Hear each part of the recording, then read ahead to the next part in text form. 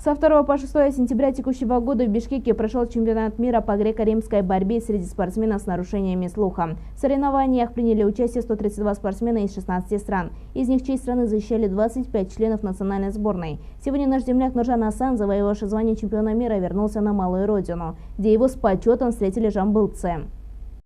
В торжественной обстановке встретили спортсменов, прославивших страну, болельщики, родные и близкие, а также спонсоры, которые в свою очередь вручили подарки. Юный спортсмен подчеркнул, что не остановится на достигнутом и поделился планами на будущее.